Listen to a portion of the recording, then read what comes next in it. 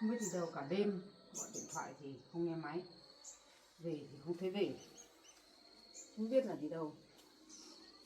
Chắc là sợ mình tỉnh không dám về. Chuyện con gái như thế xong bắt đầu dơ dơ diếm diếm đến bây giờ biết mình biết rồi, xong là sợ không dám về sao. Thì mình gọi lại xem có được không. Cả đêm gọi điện thoại thì không liên lạc, lúc thì không nghe máy.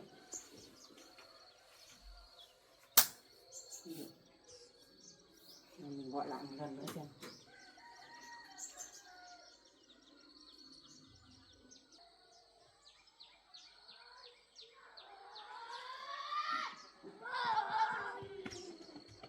Mình có gọi được không?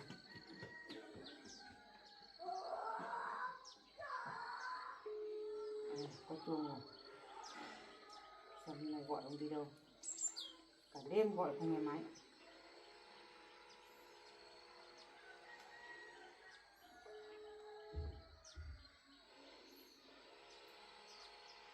Còn không nghe máy cơ. Anh à, anh Quảng à? Thế anh đi đâu mà cả đêm anh không về? Anh đang về sắp đến nhà rồi. Thế tối hôm qua anh đi đâu em gọi sao không về? Lúc thì không nghe máy, lúc thì không liên lạc. Lúc nghe máy không nghe máy, anh đi đâu? Bảo nó giữ, bảo nó ăn cơm của nó. Anh giỏi nghề. Con gà to đấy chẳng nhé. Vâng. Bao nhiêu 2 năm nay họ gặp nhau mà lúc đi gặp nó thì nó có cho về đâu. Em ơi. Thế 2 năm anh không gặp bạn, còn vợ là 2 năm mới về thì không cần về với vợ nhỉ? Làm gì thế? Nó bảo là thôi bây giờ mày 2 năm không đến tôi chơi rồi, bây giờ vợ mày về là mày chơi ở đấy với tôi một tối thì anh mới ở đấy chứ không anh đã về rồi. Thế bây giờ mấy giờ thì anh mới về đến nhà? Giờ anh về sắp đến nhà. Lúc nữa. Thế thì về nhanh đi, về nhà em có chuyện bàn đây này. Tối hôm qua em gọi anh về để có chuyện bàn xem là cái đứa con gái như thế nào. Thế mà anh không về. Bây giờ anh về đi. Anh về đến nhà rồi. Anh về luôn nhá. Về luôn để hai vợ chồng mình bàn chuyện của đứa con gái nhá. Em sốt ruột lắm rồi đấy. Nhá, anh về luôn cho em. Về đi, về đi. Tức chết đi được, về viết tay. Ở đây chờ xem ông về nào cái gì. Đi cả đêm không thèm về. Mắng tiếng là vợ đi lâu ngày về. Tìm chồng tìm con về nhà gia đình. Lung tung lên. Bực lắm rồi đấy. Không làm nữa, bực lắm rồi. Ở đây chờ xem ông có về không.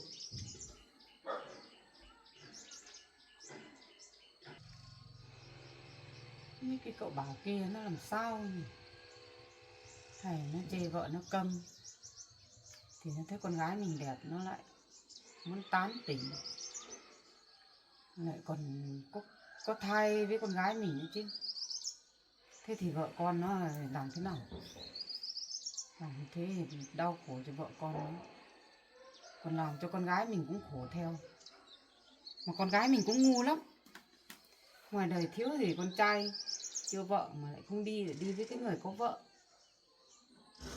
Đúng là làm khổ mình mà. Bố nó cũng không ra cái gì ở nhà, cũng không quán xuyến được con cái để con nó sống như thế. Cậu bảo kia thì cũng hay nhỉ. Vợ con như thế mà vẫn đi tán tỉnh, yêu đương. Làm như thế làm cái gì cho nó khổ ra. Con gái mình thì cũng yêu cái cậu đấy lắm rồi. Lôi như thế mà không về. Không biết hôm nay cái cậu bảo ở nhà không. Tí mình phải xuống nói chuyện gặp cả hai đứa mới được. Xem tình hình như thế nào. Mình phải chờ cái ông chồng về nhà xem đã. Xem mình trả lời như thế nào. Lôi cổ cả cái ông chồng đi xuống đấy. Nói chuyện gặp cả ba mặt một lời để nói nó ra nhẽ mới được. Không làm như thế này mai con gái mình thì không nên nhà nên cửa cái gì cả. Về rồi nhưng đến bây giờ không thấy đâu. Cái ông chồng này đúng là làm mình tức chết mà. Dọn dẹp đấy. Chờ một tí xong có về thôi.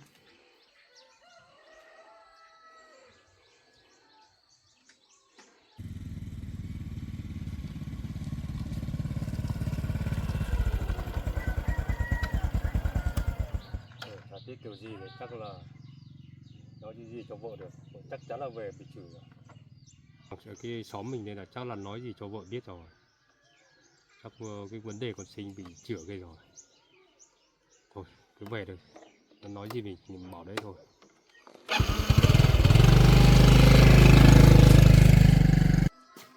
Vẫn chưa về. Sao được lắm rồi. Gọi cứ gửi để đấy thôi, không thấy về.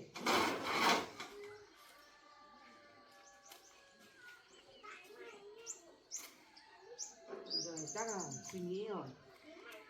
Biết lộ chuyện này không muốn về làm sao ấy. Không về không được.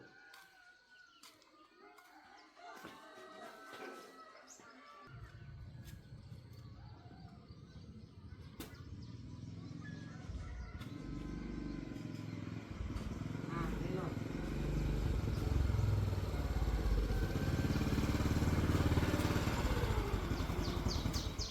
Đấy có việc gì mà anh lại gấp thế?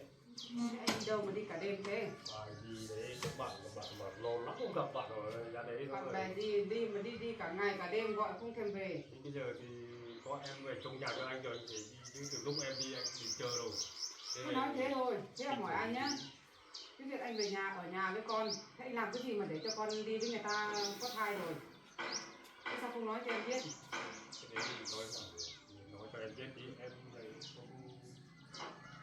không làm được gì nữa, sốt quá. Thế đến bây giờ thì em biết rồi, thì anh tính làm sao? Sớm anh muộn bảo. cái chuyện này cũng biết chứ. Thà là anh nói luôn từ đầu thì còn được. Chứ đến bây giờ thì em về em cứ tự tìm hiểu em cũng biết rồi. Thì làm thế nào?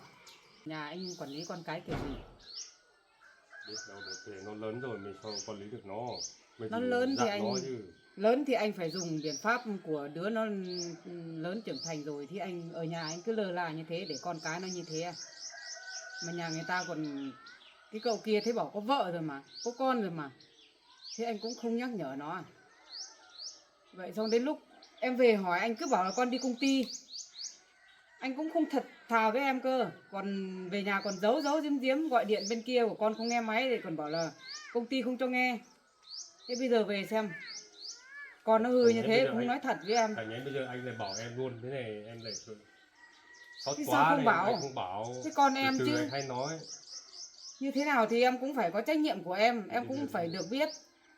Mình nuôi lớn, bây giờ nó cũng lớn rồi, bây giờ mình sao quản lý được nó, mình chỉ dặn nó chứ. Trước sau nó cũng phải lấy chồng chứ làm nào. Lấy chồng thì ngoài đời nó thiếu gì đàn ông thanh niên không có vợ. Thế sao nó cứ phải chui vào những cái gia đình người ta có vợ rồi. Như thế này xem mà mai cái đứa con gái của mình khổ đến đâu, mình có kéo lại được không? Anh thấy ban đầu anh phải nhắc nhở nó chứ. Cái đấy là duyên của nó chứ sao mình biết được em. Cái số phận kiểu Số gì phận mà của nó duyên lại để đi lấy người có vợ. Em cũng không nghĩ anh kiểu gì luôn ấy. Thế bây giờ tính thế nào? Mình phải biết tính kiểu gì cho nó. Mang nó đi phá thai hay là cắt đứt cái mối quan hệ của hai đứa nó? Nó anh cũng bảo cho nó đi xét nghiệm hết rồi, lúc đầu là nó cũng không ấy đâu, lúc đầu bảo là không xác nhận được con nó, bây giờ đi thử hết và chính xác con nó gì nữa, trước sau cũng là vợ nó gì đâu. Thế cái con sinh nhà mình thì nó có bầu bao nhiêu tháng rồi, ông có biết không? Anh có biết không? Cái này chắc là 4 tháng sao? 4 tháng rồi. Ừ. Nó đã được 4 tháng thai rồi mà anh không nói. Thì sao nói cho em được, thì biết thế nói cho em sơ sơ này nó. Thì trước anh cũng bảo em này, bảo đấy con gái của mình có bạn có người yêu rồi. Thế từ cái đợt mà anh nói bảo là chuẩn bị đám cưới cho nó đấy gì? Là vẫn đi với cái cậu bảo đấy. Chả đi đấy còn đi ai nữa. Thua luôn đấy. Thế xong bây giờ thì sao lại hoãn đám cưới? Nó vẫn nhận con của nó, sao lại hoãn đám cưới? Cái lúc đấy mình chưa đi thử, mẹ nó không nhận được, mẹ nó bảo là phải rõ ràng cơ thì mới tính. Thế về sau là đi hai đứa nó mang đi thử thì em là chính xác con cái dòng máu của nó gì nữa. Thế về sau mới mình phán rồi thì thôi không cưới nữa. Thế xong bây giờ là nó biết như thế rồi, xong là nó cũng cứ ở đây luôn, nó không về với mình luôn. Thế bố cũng không đi đón nó về luôn. Thì bố làm sao bố đón, bố thì cho đi ở đây chứ còn gì nữa, anh chả cho đi ở đây, cho đi ở Anh với nhà cũng là này. người vào hùa với nó rồi, em biết thừa cái tính của anh rồi. Nó nịnh được 3 câu xong rồi anh cũng xong cho nó đi ở đấy rồi. Bây giờ cái mặt em về nhà này, người xấu hổ nhất mới là em này này. Anh làm như thế tốt đẹp chưa? Cái gì cái bình tĩnh, mình hãy tính. Bình tĩnh à, đến bây giờ anh còn bảo bình tĩnh cái gì, làng xóm nó cười cho. Kệ nó rồi biết làm nào. Bây giờ Từ là... hôm qua đấy em ở nhà đấy vô tình có cái con bé nó đi qua đường. Ừ. Nó kể hết với em rồi. Thế mới gọi người cướp. Thì thế. em mới gọi anh đấy. Xong là cũng không về nữa, anh cũng không về nữa, cả đêm không về. Em cũng không nghĩ anh nghĩ kiểu gì đấy. Vợ về, 2 năm vợ về tìm chồng, vui chơi với chồng thì chồng lại thấy bạn hơn, chồng lại đi ngủ qua đêm với bạn cả một đêm. Vợ thì ở nhà sốt ruột, muốn về để giải quyết công việc của con cái thì anh lại không về. Tôi phải lo cái việc thế thì đợt nào anh tính hết rồi. Là thế để cho mang về nhà thì cũng không được. Anh cho ở đấy gia đình nó nuôi. Nuôi xong nó sinh ra cái đứa cháu bụng ấy. Thì lúc đấy anh hay tính thì mà anh bảo thế. Kể cả cái câu chuyện anh tính như thế thì anh cũng nói từ đầu đi với em đi. Để em cùng anh để tính, để bàn. Thế sao anh không tính? Sao không nói với em? Thì bây giờ thì về. Bây giờ một mình anh tính được không? Bây giờ về thì bây giờ anh đã bảo em đâu. Để mấy hôm nữa. Về thời gian còn lâu thì anh không nói. Thế Chắc bây giờ khoảng có 2 tuần nữa anh mới bảo. bây giờ anh có tính là cùng em đi vào cái nhà đấy để nói chuyện rõ ràng xong là đưa con gái mình về không? Như thế này là em sốt ruột lắm đấy. Không đưa được đâu em ơi. Mày đưa về không được đâu. Như thế nào mà không đưa được? Bây giờ phải cho Hay là nó anh ở không đấy thương chứ. con? Sao ông thương anh đi ở nhà anh đi thăm suốt đây. Đi thăm thì được cái Một gì? tuần 2 tuần anh thì mang gì mang quà mới đi cho nó này. Đi thăm mình có khác gì mình vứt con gái của mình đi à? Nhà người ta còn có vợ ở đấy, mình muốn chiều con, mình muốn thương con thì mang về nhà về để chăm Bây để giờ chiều nó chứ. bây giờ em nghe anh nói chuyện này. Bây giờ nhá, Nói đi. cả nhé mình lại mình mang về nhà bố mẹ này mà mình anh sau anh chăm sóc được. Mà ốm giết sao nào thằng nào mà đưa đi ốm đi khám phải không? Thì anh tính trước anh bảo đưa ra về đấy cho nó nuôi, nó ăn uống nó đàng hoàng hơn. Chả hiểu anh nghĩ kiểu gì. Nó có thai chứ không phải nó ốm liệt giường đâu mà anh bảo anh không trông được. Biết đâu được. Lúc đấy ốm của anh. Hay là anh có ai khác rồi anh không quan tâm con rồi gì? Làm gì có đâu em, có thì sao về anh làm được cái nhà ngon thế. Nhà nhưng mà này thì anh có người khác nhá, cái nhà anh lấy tiền của em đi tiêu hết rồi nhưng mà có tiêu Vâng. này này. Như thế là em hài lòng rồi chứ. nhà thì đấy rồi, thế Bao em nhiêu thấy lo đấy em rồi. đi ấy, bao nhiêu lo em đi 2 năm anh có đi chỗ nào rồi. Suốt ngày mà mình tóc ở nhà để làm được cái gì đâu mà. Vậy mà cái Không cách đi anh chơi đối ấy. xử với con như thế là không được. Đi chơi hôm qua đi chơi với bạn nó bảo mày vợ mày đi chơi đi Nhật Bản mày 2 năm mà có thấy về đâu, mày ra đấy ra nó mời máy thịt có gặt chết to. Thế anh bảo thôi tôi về phải chả làm gì tôi về rồi. Vợ tí vợ về vợ mắng tôi ấy. Tôi bảo thôi ăn cơm đấy phải có vợ về rồi, ăn cơm đấy xong là mai về nọ tí về nhưng mà về hoặc về vui quá thì cuột về mỗi thằng trai say rồi không về được xa nữa. Tao Chắc không cái nhiều lúc em nữa. đi vắng thì anh cũng uống rượu nhậu nhẹt bên ngoài gì. Làm gì anh có uống rượu đâu, em có đi hỏi đi xóm này xem anh Em không bao biết giờ hết rồi. chén rượu nào đâu. Qua đợt này em về trong nhà cho anh mới sướng mới được đi đấy, không khổ lắm. Nếu mà Không nói nhiều nữa. anh mà nghịch nhá, anh cả lấy vợ 2 rồi mà anh Không không phải lấy tính đâu. Anh cái tính của anh không phải tính đâu. Em cũng nghi lắm đấy. Như gì đâu mà anh có anh cả Thế bây giờ làm thế nào? Có đi cùng em đi xuống đi vào cái nhà đấy xem con đấy nhà mình có về không? Con sinh nhà mình có về không? Hay là mình đi xem nó có cái cậu bảo đấy có quyết định lấy hay là nó có tổ chức đám cưới hay là nó có trách nhiệm gì cái đứa bé trong bụng của nó không? cái đấy tí nữa em sang em nói đi, nói anh cũng nói nhiều rồi. Em là em nói không được rồi. Sang Đi bảo gia đình gọi nó không về rồi. Hôm qua em còn ra đến đấy xong rồi em gọi nó lôi cổ nó về nhưng nó không về là không về.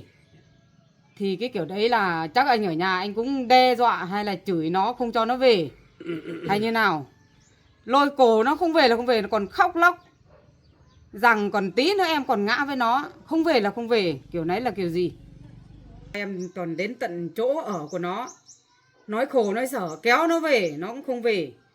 Đến lúc nó khóc lóc xong em thấy tội nghiệp quá em cũng khóc theo nó. Nhưng dứt khoát nó không về là không về. Thì anh xem là ở nhà chắc là anh cũng chửi nó hay là cấm cản nó không cho nó về cho nên là nó cũng sợ. Làm gì anh Nó chửi không dám về rồi. Bây giờ nhá anh làm thế cũng đúng mà cái gì đâu mà sai. Tôi giả dế bây giờ nó trách nhiệm của nó làm đi với con gái mình có con rồi thì mình phải mang đi nó trông chứ, nó trông nó đẻ ra mới được, chứ không về nhà mình trông may nó lại không nhận làm sao. Mình phải tính trước thế chứ. Cái có chỗ chồng có người yêu con sinh này nhá, bảo ấy bây giờ nó làm bác sĩ cơ.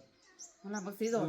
Bác sĩ cơ, bây giờ cho nó ở đấy là tốt, cái sao đâu, bây giờ nó chăm sóc còn hơn mình. Nó tốt, nhưng mà anh phải biết là cái cậu bảo đấy nó có vợ rồi mà. Thì biết thế, con vợ Mình- nó cầm cái gì đâu biết nói đâu.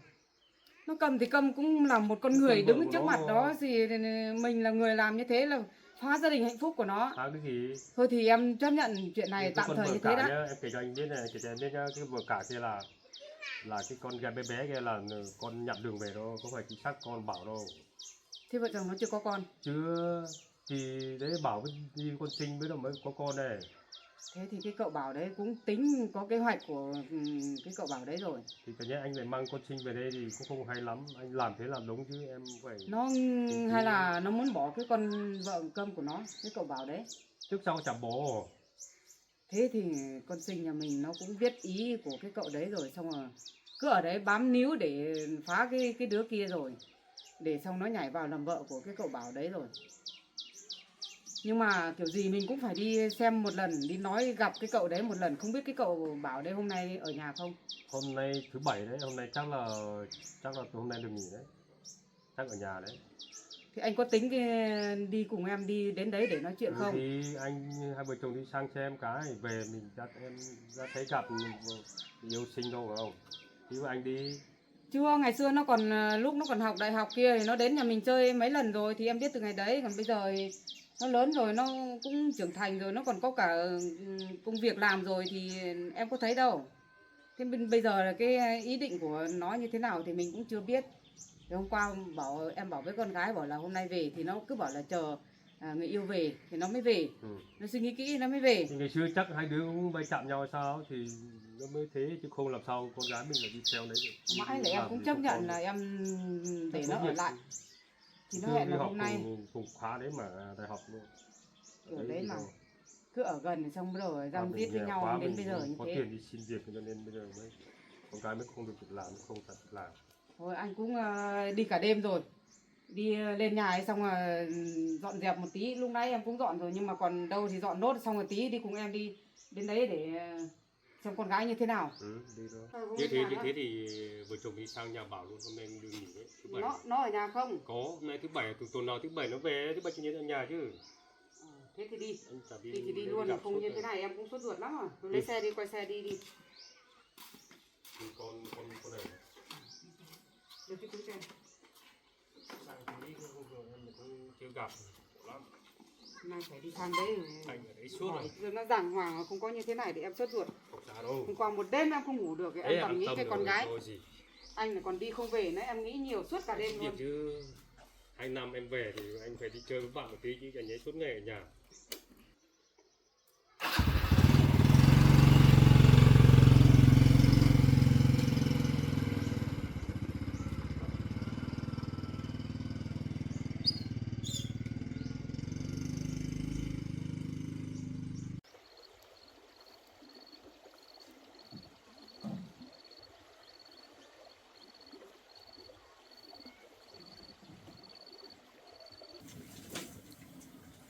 Bảo đi làm về có đồ ăn này. Ăn để cho mấy quả nhá, tí con anh dậy rồi còn ăn. Ăn chuối thì ăn vừa vừa thôi, chia nhỏ ra ăn, không phải là ăn một lúc hết một nải chuối đâu, tí nữa lại đau bụng đấy. Đau đâu mà. Đau bụng thì nó bảo em trước à? Bây giờ mẹ em còn về nữa, nên tính kiểu gì đây? Kiểu gì là kiểu gì? Em kiểu đây chứ làm sao? Hôm qua biết thế giữ mẹ em ở lại, xong là anh về là nói chuyện luôn. Bây giờ đường xa nữa. Này cuối tuần anh ở nhà, anh muốn ở nhà, anh không muốn đi đâu. Nói chuyện với mẹ em ấy. Bây giờ mà không nói rõ là kiểu gì xem. Cứ kiểu gì cũng sẽ mẹ em cũng sẽ đến đây rồi là làm khó anh như kiểu bố em ấy. Mẹ em về thì làm sao? Tốt chứ sao? Mẹ của em về thì là việc của mẹ em thôi, không liên quan đến anh cả. Nhưng mà quan trọng cái chuyện này, cái chuyện của em này, mẹ em làm mẹ chẳng nhẽ lại không bận tâm một chút à? Thì em cũng đang lo cho nên mẹ cũng bắt đi về. Thế sao không về đi? Về làm gì? Thế mẹ đi làm ăn xa này, về không về với mẹ một tí à? Thế thì mai về tí sao? Chịu luôn. Nên mà mẹ em mà sang đây thì mà kiểu gì hôm qua anh xem cái camera nhà rồi, kiểu gì hôm nay mẹ em không đến. Thế mẹ em bảo là hôm nay là mai cậu bảo về sang nói chuyện cơ mà, kiểu gì chẳng đến. Hôm nay anh cũng sẵn ở nhà thôi, nếu mẹ em đến lại nói chuyện rõ ràng luôn. Không bảo mẹ đưa em về đi. Anh có cảm giác là mẹ em không giống như bố em đâu, hiểu chuyện hơn đấy. Đưa em về thì tốt. Nếu mà đưa em về nhà được thì tốt, anh đỡ phải vất vả. Vất vả gì đâu. Em đây có làm gì đâu mà vất vả cho anh. Em làm gì hay không em biết rõ rồi. Anh ngán cái cảnh mà em suốt ngày ở nhà em tỏ vẻ khó chịu với người nhà của anh. Em đừng nói bảo em không làm gì nhá, anh biết hết đấy. Lời ăn tiếng nói của em này, cử chỉ trong nhà anh biết hết. Bây giờ con nói có làm gì được em đâu. Anh chẳng muốn nói. Làm gì đừng có làm quá là được.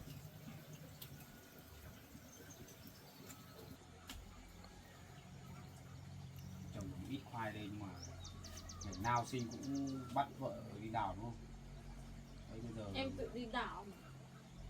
em đào nhiều lần rồi, anh thấy cái chỗ luống khoai lang kia chỗ nào cũng đào được lỗ kìa.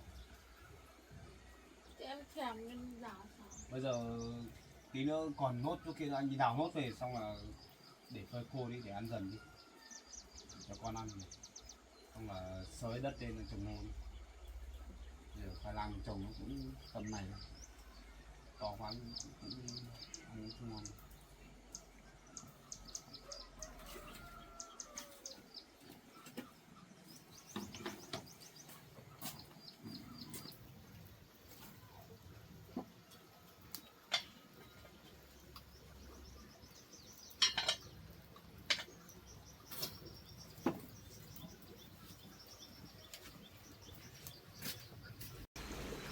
Cái củ nó chỗ nào rồi? Đây anh Phúc. Anh sớ hẳn đi chơi luống.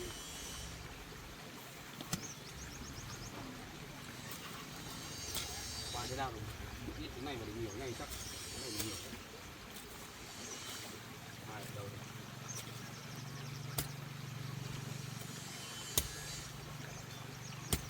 Nhặt mấy cái củ này đi. Ôi con run. Ui. Vợ nhặt đi. Anh cũng thấy ghê con run.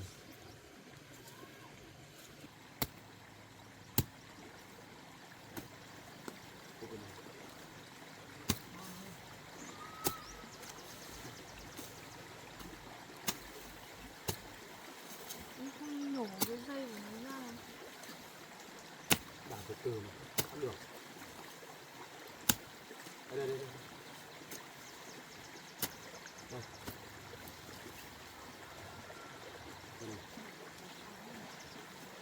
Cuốc lên thì em nhặt đi. Mà anh đã phải thành thử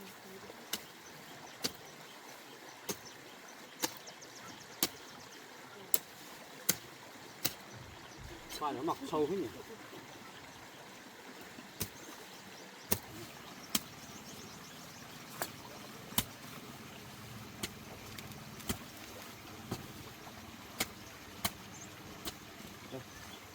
Khoai nó mọc sâu lắm.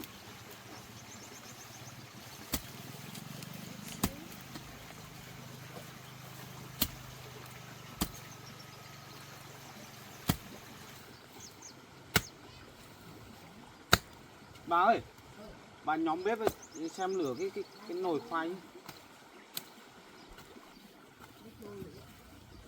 Sôi một lúc là chín rồi. Cái em bé dậy ăn cu rồi.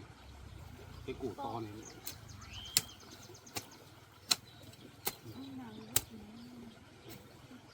Thêm một đoạn bé cũng đấy.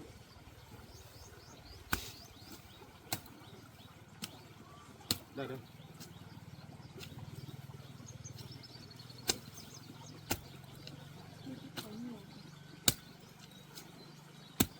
Đây củ này. Đây. 2 củ đấy. Tay chân phải nhanh vào. Thế bảo thèm khoai lắm. Làm sao em bảo em phải khoan. Giờ em đặt ra. Đây. Ui rồi, củ to đấy.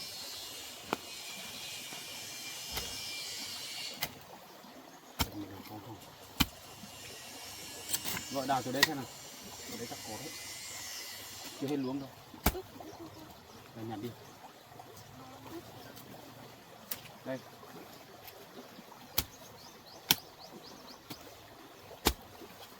Ui giời, đây to. Thế rồi. Thế con gái nhà mình làm cái gì? À, cái cậu bảo hôm nay về rồi. Là mình chỉ nói chuyện ra nhẽ mới được.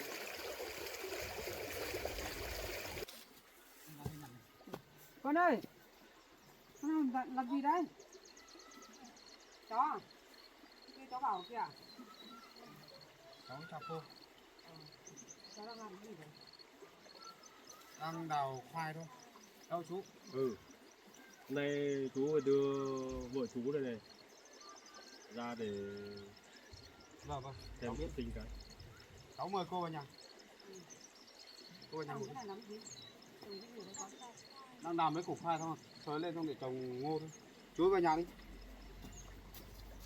Em cầm cái rổ khoai kia mang trong nhà đi, xong rồi vào trong nhà. Đi vào đi. Cô vào nhà đi.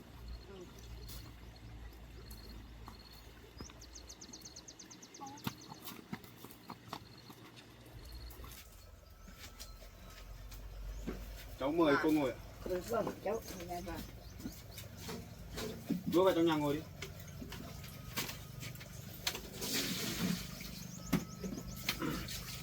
Chào bà nhá. Vâng, cháu.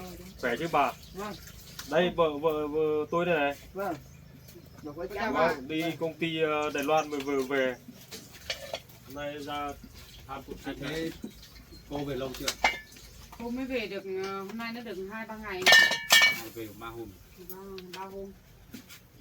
Xin ngồi đi. Đây ngồi gần mẹ, lâu không thấy mẹ rồi, ngồi gần mẹ. Để lâu à, còn mãi mới gặp nhau. Nhớ sắp chết. Hôm qua cô lên nhà cháu nhỉ? Hôm qua cô xuống đây thấy cũng nhờ vào cái đứa em nó đi qua đường nó nói xong rồi cô mới biết bảo con gái của cô ở đây. Hôm qua cô dọn dẹp ở cửa ấy vô tình gặp cái đứa em nó đi qua đường nói xong là bảo cô về cưới con gái à, tự dưng hỏi bảo là chị về cưới con gái à, cô còn ngỡ người ra bảo con gái cưới lúc nào. Thế xong cái em kia nó mới kể bảo là con gái của chị có bầu với cái anh kia, là cái gia đình đấy nó đang có vợ, như thế là cô lo quá, cô mới bảo cái đứa em dẫn xuống đây thì thấy là đúng là con gái của cô ở đây thật. Nhưng bằng ra là câu chuyện như thế này về thì chú cũng không nói cái gì đâu, cô hỏi chú cũng cứ bảo là con gái đi công ty, cuối cùng rồi xuống đây là hai đứa nó ở đây như thế này, thì hôm nay cô mới xuống xem là hai đứa tính chuyện yêu đương như thế nào. Thế là mọi chuyện là cô biết hết à?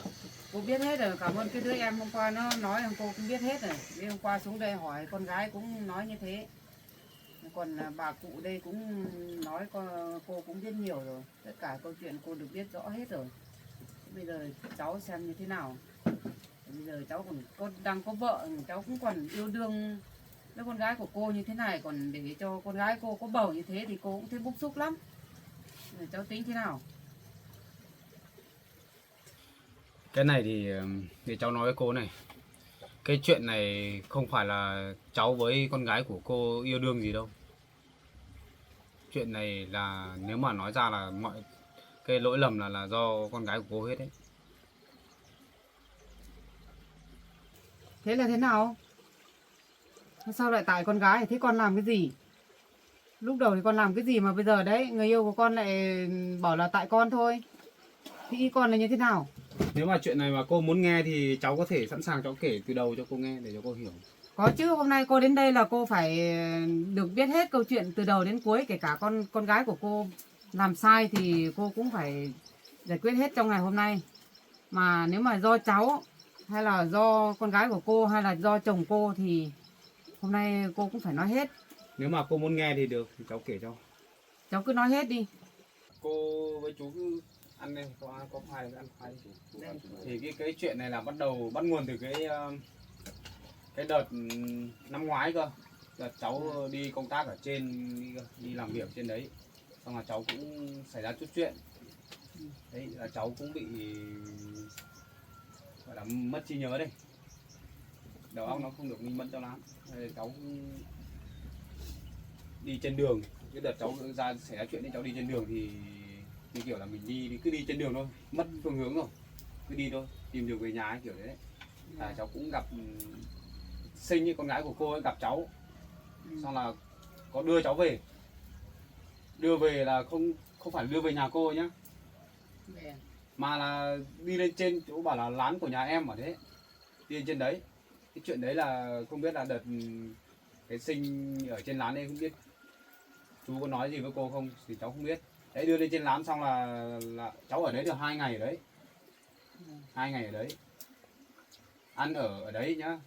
Mà cháu cũng không hiểu tại sao là con gái của cô nghĩ như thế nào mà quay ra lại hại cháu nhá. Đấy, hại cháu rồi là con gái của cô đây hại cháu, xong là mới có cái chuyện con gái cô có thai đấy. Còn cái chỗ đấy cô muốn hiểu thêm cô cứ hỏi cái Sinh ý là rõ nhất. Cháu nói ra cháu cũng ngại mồm, cháu chẳng muốn nói. Ngại cái gì giờ này nữa. Đấy, bây giờ cậu Bảo nói rồi, bây giờ đến lượt con trả lời mẹ đi. Đấy, nguyên nhân Là sự thế việc là nào bắt nguồn từ để đấy. bỏ tại con thì con làm cái gì? Con nghĩ thế nào lại để xảy ra cái chuyện như thế? Em giải thích cho mẹ đi. Cái chuyện này là anh không muốn nói đâu. Chỗ này là em hiểu rõ nhất, em cứ nói với mẹ đi. Chuyện đã đến nước này không phải giấu đâu. Có cái gì con cứ nói cho mẹ hết đi. Bây giờ con nói đi. Giờ này là còn ngại cái gì nữa? Chuyện con gây ra được rồi, bây giờ con phải nói rõ cho mẹ biết chứ. Nói đi. Hai đứa mình thích nhau kiểu gì như thế. Con cứ nói đi, đến bây giờ được mẹ cũng trách con cũng chẳng được cái gì, bây giờ con cứ nói đi. Lúc đi học rồi. Phải nói ra để cùng nhau giải thoát, chứ còn con cứ ủ trong người thì bây giờ mẹ cũng chẳng biết lo được cái gì. Mà cậu bảo thì ý cậu nói như thế là mẹ biết rồi, là tại con hết. Thì con làm thế nào mà cậu bảo mới trách là việc tại con. Giờ con nói đi. Chuyện của con thì mẹ có biết đâu. Thế mẹ không biết mẹ mới cần con nói chứ. Bây giờ cậu bảo nói thế rồi thì bây giờ con phải nói rõ xem là từ ban đầu như thế nào, con làm gì. Thì bây giờ con cứ một con bảo là con yêu cậu Bảo, nhưng mà cậu Bảo lại bảo tại con. Như thế là thế nào? Con trả lời hết cho mẹ đi. Nói đi, mình làm cái gì mình cứ nói. Mình thích cái thằng kia Con nào, biết xấu hổ như thế nào. thì ban đầu con đừng làm. Thế nào mình cứ nói trình bày cho mẹ. Không mẹ Từ ngày trước kia con có thích anh Bảo ấy, nhưng mà cái lúc còn đi học rồi ấy, mà anh không thèm yêu con. Thế còn con bám cậu làm gì? Cậu Bảo không thích con rồi con thôi đi, con đi tìm người khác chứ việc gì cứ phải bám theo cậu Bảo làm gì. Thế xong rồi tiếp là như thế nào? Anh không thích con đi lấy cái chị kia, nhưng mà con thấy bực mình quá, nhưng mà tự nhiên hôm đấy con lại gặp anh ấy ở trên kia. Hôm đấy con đi chơi, con gặp anh mất trí nhớ nên con đưa Không anh sao. về đi lên trên lều của mình kia ở. Lúc đấy thì bố cũng đuổi con đi ra ngoài trên lều kia mà ở. Con biết đâu ấy, con thấy anh mất trí rồi không nhớ gì, con mới đưa anh về nhà chứ. Đưa về nhà thì làm sao? Xong con yêu đương à? Cho anh cứ nói con là vợ anh ấy thì con... Đấy, con thấy chưa? Cái lúc đấy sao con ngu vậy? Thế đàn ông người ta gặp mình đưa về lán như thế thì có một nam một nữ như thế làm sao tin tưởng được? con lại thờ ơ như thế là để cho xảy ra những chuyện như thế này. Giờ còn ngại cái gì? Em phải nói cho đàng hoàng, nói cho đầy đủ vào. Cô nghe Sinh nói thế là như thế là cô hiểu lầm cháu ấy. Hiểu lầm đấy. Thì bây giờ cháu Ý Sinh nói thế là không phải là tại cháu đưa Sinh lên trên lán ấy đâu. Mà Sinh cứu cháu xong là đưa cháu về là đưa lên trên lán là Sinh đưa đi nhá. Là cháu ở trên đấy. Xong là Sinh là không biết nghĩ kiểu gì là mới làm hại cháu thế thôi. Thì mới có chuyện này. Chứ không phải là cô nói thế là tí nữa thành ra lại cháu lại dụ dỗ Sinh lên trên đấy là không được. Thế sai đấy. con thì một mực con yêu cậu Bảo, nhưng bây giờ thì cậu Bảo cứ như thế thì mẹ không yên tâm về hai đứa đâu, bởi vì cậu Bảo không muốn có trách nhiệm với con đâu. Con đừng cứ yêu cái mối tình mù quáng như thế này thì cuộc đời con khổ đấy. Cái chuyện tình cảm của Sinh với cháu ấy là nó thật ra là bọn cháu không phải yêu đương gì cả, không phải hẹn hò gì đâu, mà là cái Sinh là tự thích thôi. Cái cháu còn học hành, cháu còn đi làm chứ lo công việc của cháu có thời gian đâu mà tìm bạn gái ở yêu đương gì. Đấy, con này chuyện này là của con gái của cô thôi. Chả hiểu làm sao con nghĩ kiểu gì. Hình như cậu Bảo không có yêu con một tí nào. Thế mà Chỉ là một bạn câu bè yêu không anh phải Bảo, yêu hai đương gì câu cả. yêu anh Bảo. Con như thế thì làm sao đảm bảo cho cuộc sống của con được. Như thế này thì mẹ nghĩ nhiều lắm, mẹ không yên tâm về cái mối tình này đâu. Bây giờ con kể hết cho mẹ đi, để Đấy. mẹ giải quyết. Sinh làm như thế cho nên là bây giờ đấy gây ra cái chuyện này có thai mà cứ lòng vòng suốt từ lúc trước Tết đến giờ. Bố của Sinh này cũng không phải vừa. Chuyện nó đã như thế rồi, đang căng thẳng lắm rồi, đang gọi là rắc rối nữa, khó xử nữa. Lại cứ đùng đùng là ở nhà là chuẩn bị cưới thôi, cứ ép cưới thôi. Cái này là cô đi làm chắc cô không biết, mà không biết chú có nói không thì cháu không biết. Đấy, cho nên bây giờ là mới ép Sinh ở đây này. Về sau cháu không biết làm nào thì mới cho Sinh ở đây. Cho ở đây rồi thì còn Sinh còn gây chuyện rồi là đủ thứ luôn, đủ trò luôn. Có đâu em có làm thế đâu. Chứ không phải, cô phải hiểu chứ, cháu có vợ có con rồi, có gia đình chứ. Mà tự nhiên cháu lại có thêm một người nữa như kiểu là vợ ấy, có thai nữa chứ. Vào đây ở chung thì mọi người ta ở hàng xóm người ta dị nghị cháu chứ, người ta nói ra nói vào chứ. Có phải dễ đâu. Nhưng mà cháu chấp nhận là kệ, mọi người nó nói thì nói. Bây giờ dù sao thì bây giờ Sinh cũng mang thai con của cháu rồi thì cháu không có trách nhiệm cũng không phải. Mà có trách nhiệm là cháu cũng đã ý kiến với chú rồi, cho Sinh sang ở bên nhà của cô thôi mà chú không nghe. Cứ đòi phải ở đây, cứ sợ cháu trốn tránh trách nhiệm. Đấy, Anh đấy, ở trong nhà, tình thế của cháu này cháu biết xử lý kiểu gì. ở nhà vợ quản cháu lý thì con giận. như thế này đấy. Anh làm bố như thế đấy. Không hiểu là anh đẻ ra một đứa con gái thương hết mình như thế mà anh để cho con sống như thế. Thậm chí con nó gặp khó khăn rồi cũng không nói với em.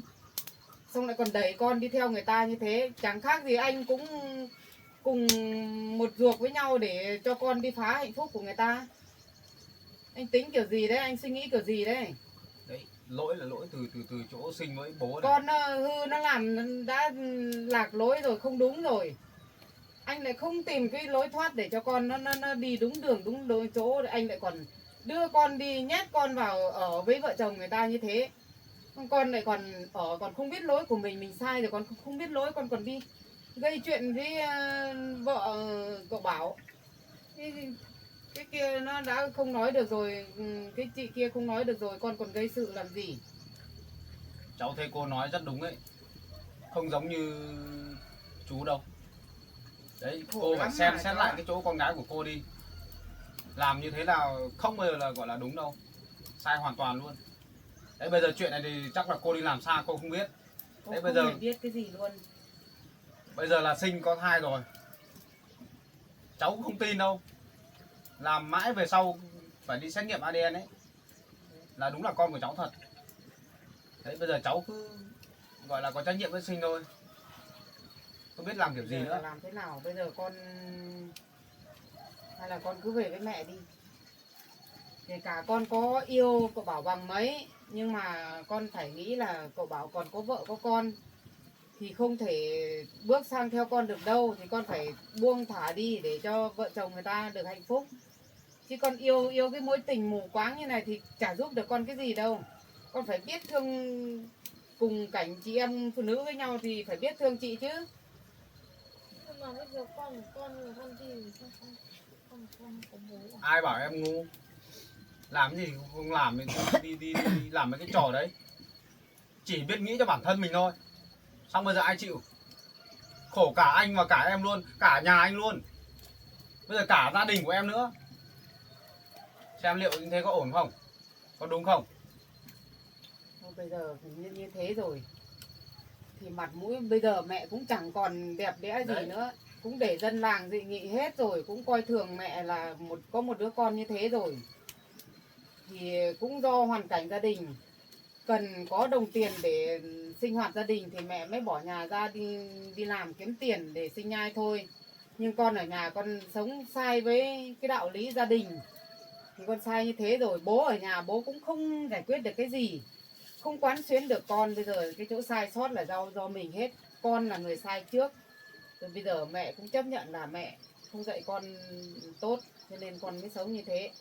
Thì bây giờ con bỏ đi, không đi theo cậu Bảo nữa. Cái đứa con mang về nhà thì mẹ chấp nhận làm người cũng cùng ruột với con để nuôi con không có bố.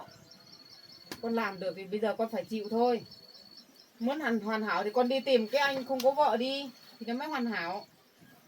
Chứ còn bây giờ con đã xa vào cái gia đình người ta có vợ như thế thì con hoàn hảo được cái gì? Con còn đẹp cái gì? Bây giờ thì chấp nhận về với mẹ để mẹ phải một lòng một dạ để nuôi một đứa con hư đốn như thế thôi. Chứ còn đẹp đẽ được cái gì mà đòi hỏi được cái gì để con mình có bố nữa. Mẹ nói thế có phải không? Thế bây giờ cô hỏi cháu nhá. Bây giờ con gái của cô như thế rồi thì cái trách nhiệm của cháu như thế nào?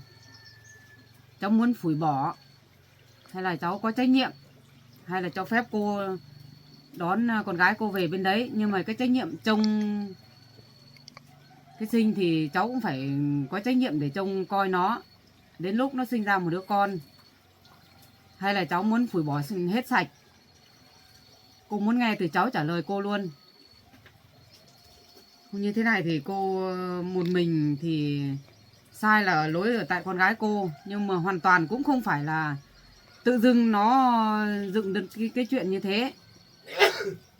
Cho nên là cháu cũng phải có một chút trách nhiệm. Tại sao cái lúc cháu bảo cháu không thích con gái của cô, nhưng mà cái lúc mà hai đứa làm cái chuyện kia sao cháu lại để yên, cháu lại không phản ứng gì vì cái chuyện đấy? Bây giờ nói với cô này, cái chuyện đấy, cái đợt thời điểm đấy thì cháu nói thật là cháu cũng không nhận thức được, cũng không biết mấy đâu, cháu cũng không nhớ gì cả, mà hoàn toàn là do con gái của cô làm. Con gái của cô cho dùng thuốc cái gì đấy, lấy thuốc cháu uống gì đấy cháu không biết, xong rồi cháu chả biết gì đấy. Cái chuyện đấy nói ra cháu cũng chẳng muốn nói đâu. Cô mới biết thêm thì cô hỏi Sinh thôi.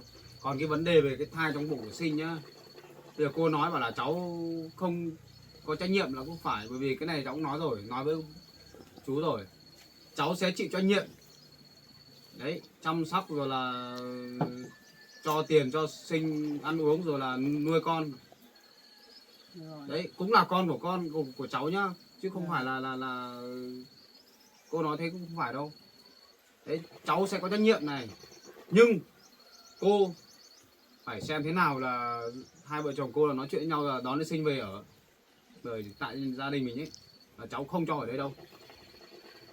Ở đây là không được, vì cháu đã có vợ có con rồi, cho ở đây là không được, dứt khoát là không được.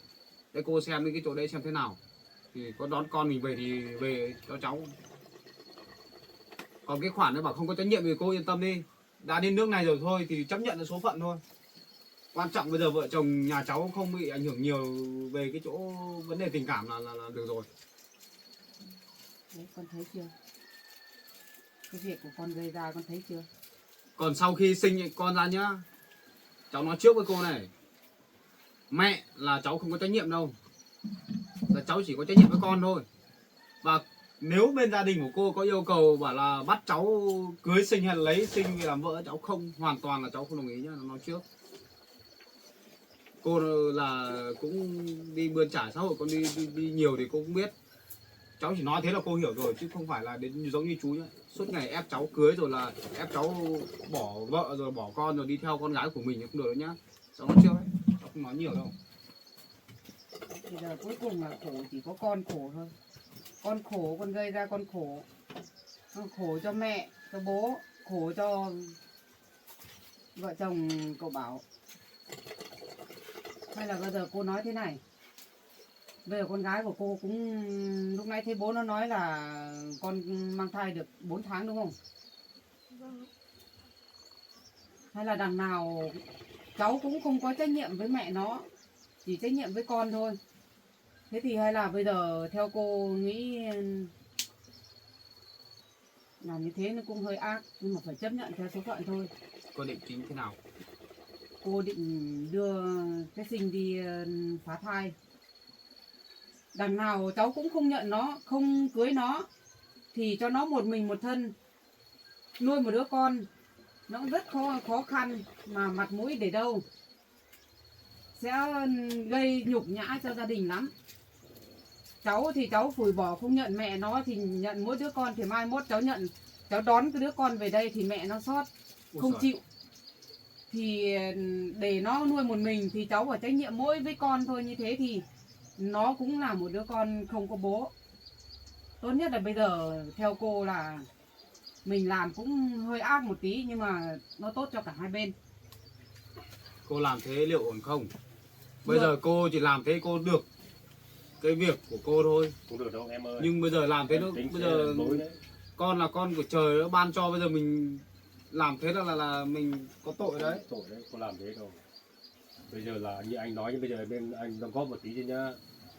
Bây giờ đấy nhưng mà một lần anh nói rồi, nói với gia đình nhà bạn bên này rồi, mẹ ông anh cũng gặp rồi, bà đấy cũng gặp hết rồi, nhiều lần lắm rồi. Bây giờ là theo anh tính đấy, thôi bây giờ là cứ cho nó ở đây, ở đây thì cho bảo nó chăm sóc chưa. Nhưng mà em thời gian đâu, em về 1 tháng là em lại đi rồi thì cứ ấy đâu. Lúc đấy nếu mà em ở nhà thì được, mà mình anh thì làm sao mà chăm sóc được, việc nhà mà anh đã làm được hết đâu. Anh làm thì đi, anh nói cái gì em cũng thấy bực. Thế con nó về nó chỉ có thai chứ nó có phải què quạt nằm một chỗ đâu, anh bảo không trông được Biết nó. rồi, đấy thừa biết rồi. Anh ấy cứ như kiểu là con gái mình què quạt đấy.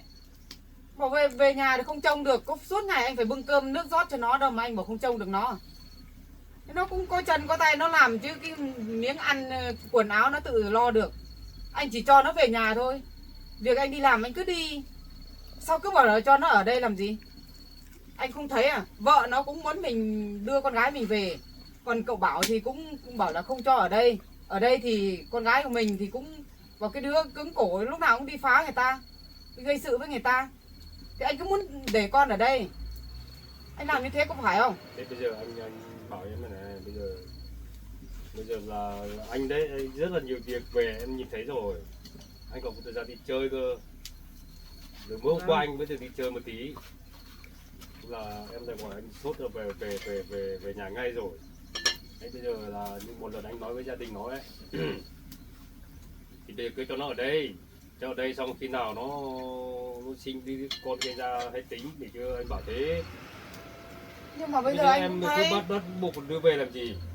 cậu Bảo không chấp nhận ở đây rồi, vợ của cậu Bảo cũng không chấp nhận rồi, muốn cho nó về rồi. Mình đến cái lúc đấy mình hay tính chứ em.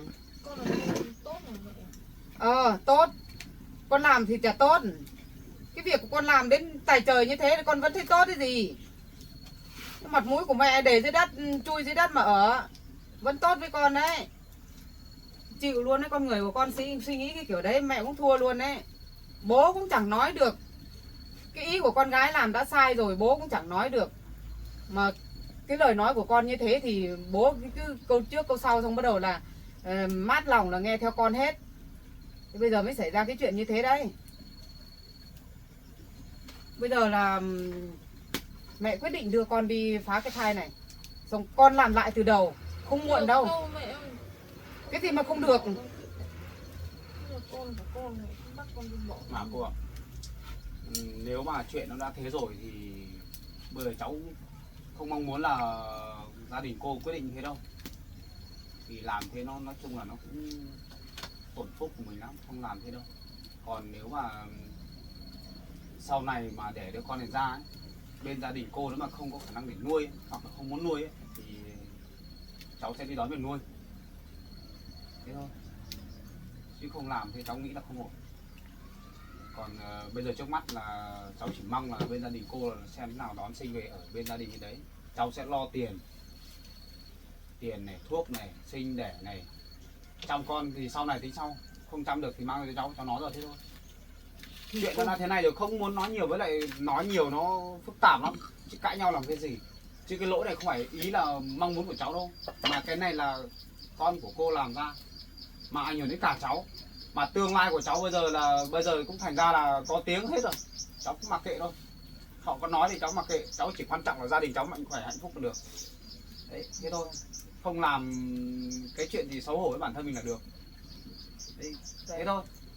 Bây giờ cậu bảo nói như thế rồi, con nghĩ là sau này con đẻ được một đứa con bế được vài tháng hay 1 tuổi, lúc đấy cậu bảo đón về, chỉ đón con về theo bố thôi, chứ không đón mẹ, thì lúc đấy tự dưng con mất đi một đứa con, vậy thì con chấp nhận được không?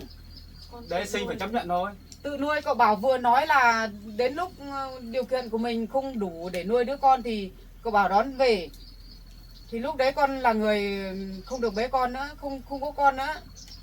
Nếu Lúc đấy có mà phải thiệt thòi không? nếu mà con mà để cho cháu nuôi ấy, sinh đến thăm chơi bình thường không sao cả, còn cái khác không nói nữa, thế thôi. Thế bây giờ cậu bảo nói thế rồi thì con về với mẹ đi. Còn cái chuyện mà bảo con phá thai nữa thì mẹ nghĩ nó cũng là một cái sinh linh con người đấy, thì thôi mẹ không làm thế nữa, làm như thế thì nó cũng ác. Với con với cậu bảo một cái giọt máu của mình đã sinh ra là nó là con người cả, thì mẹ không ép nữa. Thế bây giờ đằng nào mẹ cũng về mấy hôm thôi thì mẹ lại đi làm, thì con về chơi với mẹ một thời gian. Lúc nào mẹ đi thì con lại xuống đây, được không? Thôi cô đón sinh về thì cô đón về sắp xếp cho ở hẳn ở nhà đi, đừng về đây nữa. Không được. Cháu đã nói từ lúc nãy rồi. Cái đấy thì em ạ, anh bảo này. Lại sao nữa? Thì bây giờ nếu mà em quá thì thương con quá thì thôi, bây giờ mình có thể chơi mấy hôm với mình, xong là mình sắp xếp thì mình đi lại rồi đưa sang đây. Cái vấn đề là không cho về bên kia được. Anh từ đầu anh nói trước rồi, mấy hôm trước rồi em bảo cho em rồi, hôm qua hết rồi mà. Anh thì lúc nào cũng không cho con về bên kia, không hiểu là anh nghĩ thế nào nữa. Em cứ tính xem, một vài hôm nữa em đi xong một mình anh thì là nhiều việc nữa, chăm sóc cho nó thế nào được, không biết chăm Về được đấy gì. thì nó tự nấu cơm mà nó đói nó Biết tự nấu. rồi, chả biết thế, nhưng mà lúc nó sinh cái đứa bé ra thì làm sao? Bây giờ không có em lại đi làm mà mình anh đi làm cái gì? Thì lúc nào nó Phải sinh tính chứ. còn có cậu bảo trông cơ mà, lúc Trông đấy cậu nó bảo phải không ở thời gian trên, đâu. phải đi lên ở cùng mình. Cái lúc đấy nó cũng thời Phải gian, trông. nó đi làm thời gian đâu, mình cho ở đây là nó rất là đẹp. Để đẹp bây giờ Kể lúc đấy cả ở nó đây không ai trông trông được nó? nó đi làm, Anh phải nghĩ, là phải nó nghĩ có trách nhiệm đấy rồi. cái người đẻ một đứa con thì nằm một chỗ bế con còn không nổi ai nấu cho nó ăn. Chẳng nghe lại bảo vợ cả của cậu bảo nấu cho à? Cái đấy nó phải có trách nhiệm rồi, còn gì nữa. Không, em không nói nhiều với anh nữa, là bây giờ con theo mẹ về đi, về nhà đi. Không về đâu. Không về đâu. Thế nào mà không về? Sao em lại Không nói về không thế? được đâu. Cậu bảo Nếu nhá, con quá đón về bây một giờ hai hôm cô thôi. đón con gái cô về bên đấy.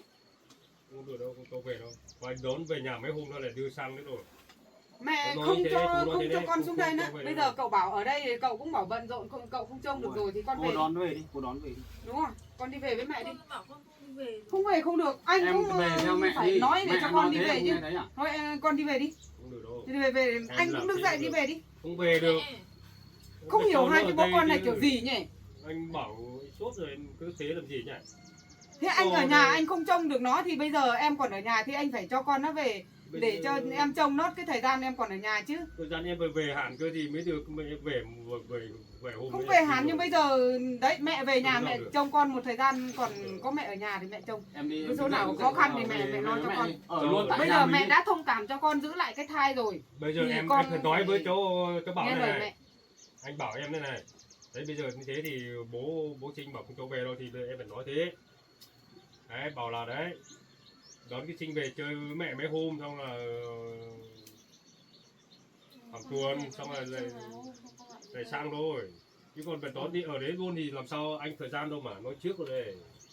Anh thì cứ như kiểu là đứa con về nhà cứ như kiểu một tảng đá đè trên đầu anh ấy. Nó làm nó có trách nhiệm chứ em. Nó trách nhiệm nhưng mà thời gian nó còn nấu được ăn, nó làm được mọi thứ thì chỗ nó về nhà nó nấu nó ăn. Còn anh việc anh đi làm tối ngày thì kệ anh chứ. Không được đâu. Em ạ, em cứ nghe anh nhá, đừng có thế nhá. Thế bây giờ thế nào? Anh không muốn cho con về luôn à? Thế là anh không cho em đi sang Nhật Bản làm nữa. Không cho em đi sang Nhật Bản làm thì ở nhà thì lấy cái gì để ăn? Đấy, thì em Anh nhá, nuôi được gia đình không? em phải tính nhá, tính kỹ thì nhá, không anh không cho đi đâu. Ở nhà với anh đâu. Em không nghe đâu. Mà kệ, bây giờ cứ con về với mẹ đi. Không về được đâu, không cho về. Đi về với mẹ. Thôi. Cho con đi về với bố mẹ ở Về đi về ở mẹ mấy hôm. Về ở mấy hôm với mẹ ha, mẹ đi làm rồi sang đây mẹ với bố lại đưa về đây được chưa? Còn bỏ về hẳn không được đâu. Đi về với mẹ. Thì anh phải nghĩ là mẹ con xa nhau 2 năm trời thì bây giờ mẹ về nhà thì muốn con ở nhà để thủ thỉ câu chuyện mẹ con xong là ăn bữa cơm với nhau. Thì thế thì được. Thì anh cứ khăng khăng không cho về như thế, con này chắc không phải con của anh à? Thì bây giờ cứ về đi, đưa Trinh về mấy hôm xong rồi chuẩn bị đi là mình để đưa sang đây. Nói thế còn chấp nhận được chứ. Bây giờ đấy cậu bảo con cứ khăng khăng không cho ở là không cho ở. Vợ nó kia rằng nó không biết nói, nhưng mà suy nghĩ của nó cũng có muốn cho cái Sinh ở đây đâu, mà anh cứ lúc nào cũng bỏ cho nó ở đây. Con mình đẻ ra mình phải biết thương, phải biết vun vén cho con mình chứ. Thế bây giờ cô cứ đưa Sinh về đi. Về rồi gia đình khác tự nói chuyện với nhau, bàn nhau xem nào là cố gắng là cho Sinh ở tại nhà mình đi, không về đây nữa. Đây là mong muốn của cháu đấy. Thế thôi. Về gia đình khác tự bàn bạc nói chuyện đi.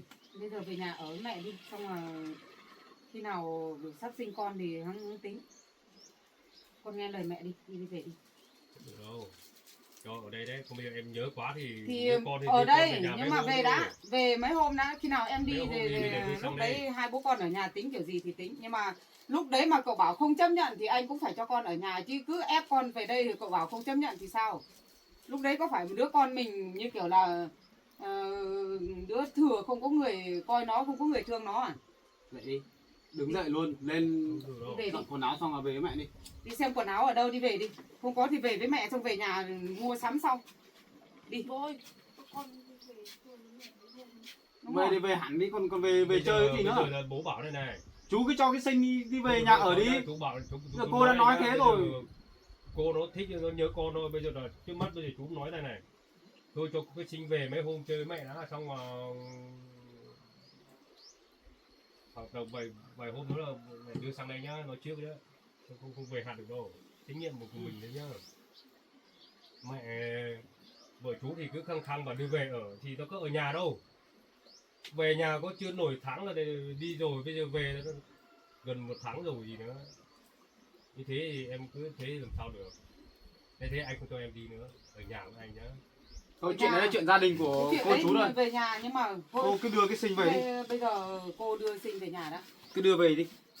Cô đưa Sinh về nhá. Đưa tạm về nhà chơi. Bà con xin phép bà nhá. Và cũng cho cháu nó ở đây được một thời gian rồi thì bây giờ những cái gì ở đây cái Sinh nó đã hay gây chuyện với cháu này như thế nào thì bà biết thì bà bỏ qua cho cháu, với lại bỏ qua cho con gái của cháu nhá. Để cho cháu xin đón con gái của cháu về bên nhà mấy hôm.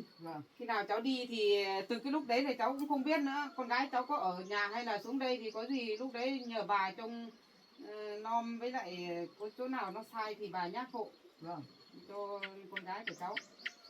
Anh cũng đi về đi. Về. Cô đi về nhá. Cô về nhá. Bây giờ chú bảo này, đi cho mẹ nhớ quá, đi theo mẹ về mấy hôm xong là đưa sang nhá. Chú bảo thế nhá. Không có lấy quần áo, lấy Tốt đồ nhất là làm về gì là không? về hẳn Không đi. về hàng được đâu. quần áo của con cứ Phải nó thương quá nó. Này muốn ở đây xong rồi để quần áo đây gì? Vâng. Về về hẳn đi, đừng ở đây nữa. Còn tiền ăn uống rồi là những thứ khác thì anh khác lo cho. Con bỏ đây nhá, quần áo không băng. Không ở đây là được. Xong là tí nữa vài hôm nữa mẹ là bố là đưa sang. Cứ đưa Sinh về đi. Đi về, Em không đi về có đi. đồ đạc gì à con? Em à, em Sao? thế nhá, em phải thông qua để mình đi về thì bảo về, chứ đi về mấy hôm với em thôi nhá, đừng bảo về ở đấy khi nào anh đi làm mình không được nhá. Thì lấy cái gì thì lấy xuống Có đây. đồ gì về thì lấy luôn nhá. đi xong về đi. Lấy mỗi điện thoại rồi. Áo Lấy cả quần áo luôn đi. Quần áo đâu? Mang hết ra, mang về đi, về ở hẳn với nhà mình đi. Quần áo của con ở Thì nhà. ở nhà để cho con nó khắc nấu khắc ăn đi, sao anh cứ phải khó khăn với đứa con như thế nhỉ? Không được đâu, cho ở đây cơ mà. Thôi thì bây giờ thì cho con nó về nhà ở được mấy hôm, lúc đấy thì tính sau. Còn anh cứ khăng khăng như thế này thì ở nhà em không ở đâu. Mà anh làm như thế chả khác để anh vứt bỏ cái đứa con của anh à? Chuyện đấy là chuyện gia đình của cô chú nhá. Cứ về tự bàn nhau thôi. Tốt nhất là cho con gái của mình ở nhà mình thế thôi. Còn cậu nữa ấy, cậu cứ xử như thế thì đến bây giờ thì biết là con gái của cô nó sai thật. Nhưng mà ít nhất thì đến bây giờ rồi, con muốn giữ cái đứa con thì con cũng phải có dành một chút tình cảm cho nó. Kể cả hàng ngày cái chuyện vợ chồng thì không có rồi, nhưng mà con cũng phải dành tình cảm để thương nó, để quan tâm đến sức khỏe của nó, chứ không phải Cô cứ nói đuổi thế, nó về kia xong là con phủi đít không được đâu. cô nói thế để thành ra là cháu vô trách nhiệm à? Thế này cô nhìn xem hỏi Cô cũng- về nhà cô cứ hỏi sinh với chú xem thế này. Cô cũng phải nói Nhà trước. cửa cháu làm cho ở đây về sau vẫn làm cái phòng to này. Ăn uống có phải nghĩ ngợi gì đâu, tiền năm tiêu cháu vẫn cho chứ. Nó cũng tốt mà nó chăm sóc suốt mà bây giờ mình Tốt. đưa về không nhớ em quá nhớ con quá đưa về mấy hôm Cháu đi làm trên đường đi làm về nhá. Con gái của cô thích ăn gì cháu sẽ mua về và trên đường đi làm đường đi qua nhà cô cháu cũng gần đâu có phải xa đâu. Cháu khác với cho. Kể cả cô có nghi ngờ đi chăng nữa thì cháu cũng phải chấp nhận. Bởi vì bây giờ là có một đứa con ở đấy, cháu cũng không hơi một tí là cháu tự ái, cháu bảo là thế Không. nọ thế kia. Không phải Còn thế. cháu phải quan tâm, phải chăm sóc nó hàng ngày. Còn bố nó nói cái giọng này á, tí về nhà tôi mới xử lý cho, con đi về với mẹ. Cậu bảo cũng phải cái chuyện đi lại phải trông nom nó đấy nhá. Bây giờ cô đón con gái cô về đi. Việc đấy cô yên tâm đi, cô không phải nói là thế là thành ra là cháu không có trách nhiệm, không phải thế đâu. Cô cứ Vâng. cho con gái về ở nhà đi, cháu khác chăm lo cho đầy đủ. Về nhà gia đình cô bàn bạc xong có gì thì cô quay lại gặp lại cháu sau. Nói thế thành ra là mình vô trách nhiệm tại con gái của mình chứ. Con của cô làm như thế thì mới có cái chuyện này, bây giờ thành ra lại đi nói mình. Cho ăn ở đây bao nhiêu lâu thế, chăm sóc thế, chiều chuộng như thế rồi còn bảo là mình như thế. Cũng chịu luôn đấy. Cô tốt nhất là đưa con về đi. Rồi.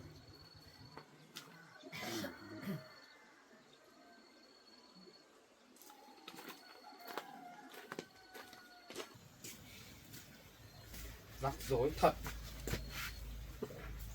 Mẹ có sinh nói thế thành ra thì cháu chẳng phải là thành người xấu à bà nhỉ? Nói thế thì cũng nói được. Lại bảo là mình không có trách nhiệm gì. Cứ đùn đẩy cho cái sinh đi về nhà xong là mình không quan tâm đến nữa. Làm gì có chuyện đấy. Bà cũng biết mà nhỉ. Sinh nó ở đây nó có phải là ăn ở đàng hoàng gì đâu. Suốt ngày quậy phá rồi là làm mấy cái trò để ảnh hưởng đến người khác. Bây giờ ở đây nhà mình thì như thế là vừa rồi. Thêm người nữa nó chật vật rồi là nó khó, với lại sinh ở đây nó có ấy đâu. Chỗ ngủ thì không có, để gọi là không được thoải mái. Về bên đấy với bố xong là cháu đi làm đi qua đấy cũng rẽ vào nhà sinh cũng gần thôi mà. Ăn gì uống gì thì đến bữa cháu đi làm về cháu tranh thủ nó mang đồ ăn lên đấy. Có sao đâu. Cứ đòi con gái cho ở đây, cứ đòi bằng được cho ở đây, không biết kiểu gì ấy. Bây giờ thì thôi kệ đi. Mẹ cái sinh nó về rồi thì cho đón cái sinh về xem là cả nhà nó ở bên đấy nó bàn nhau kiểu gì thì cho sinh về ở bên đấy. Mình đỡ phải ấy. Cái việc này là việc nếu mà nói ra là trách nhiệm của cháu thôi, chứ không phải để cho cái sinh về cái chuyện của cháu mà cho cái sinh về đây ở đây xong là ảnh hưởng đến bà, đến cả vợ cháu nữa. Không được đâu.